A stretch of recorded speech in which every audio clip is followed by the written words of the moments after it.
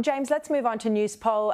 This big story today in The Australian, it reveals 60% of 35 to 49-year-old voters believe they're worse off now than they were 2 years ago. I mean, that's kind of an obvious finding, but the issue is that it's this single figure that poses the most risk for Anthony Albanese.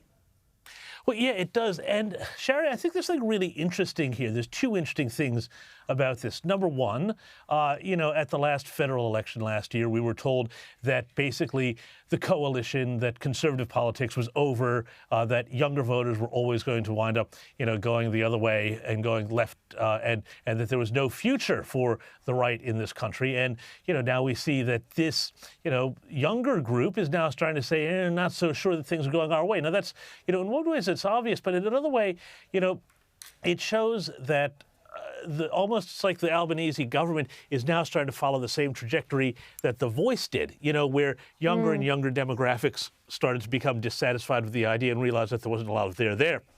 And I think something similar is happening here, Sharri, because people are feeling it in their hip pockets. People are going into Christmas very, very nervous about their financial positions, and they don't see any sort of, for all their talk about, a child care benefit here and some rent assistance there.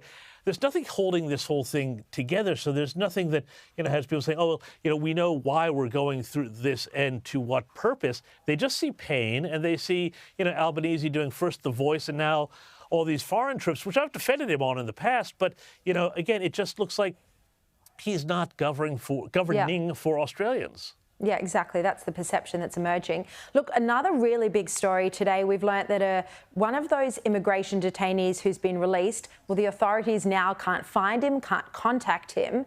This is despite the government committing to mandatory electronic monitoring of former detainees.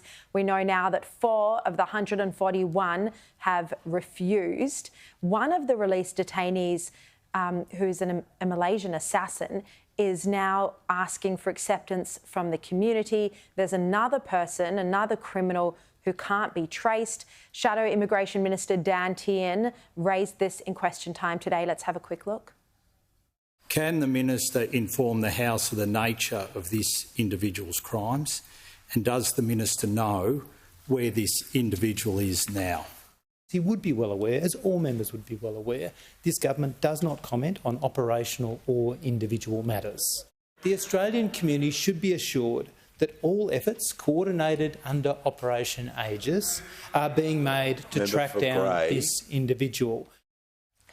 This is a really big story, James. So one of the released detainees was lost by police. He refused to wear an ankle bracelet, an electronic tracker. No one knows where he is now, and Labor in question time today just refused to release any more details.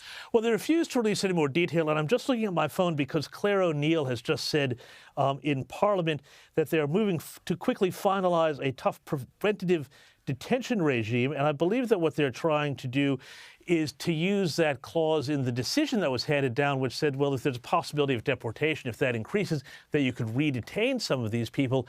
I frankly don't know that that's going to wash, having read the entire High Court reasoning on this. The fact that, they went into this decision saying, we think this will be fine, or claiming that they thought it was going to be fine, and then come back with a 7-0 shutout, I think shows the real poverty of their leadership on this issue, as does the fact that they had to be led by the nose to having any sort of monitoring regime when they didn't have legislation ready to go in the eventuality that the court did not go their way.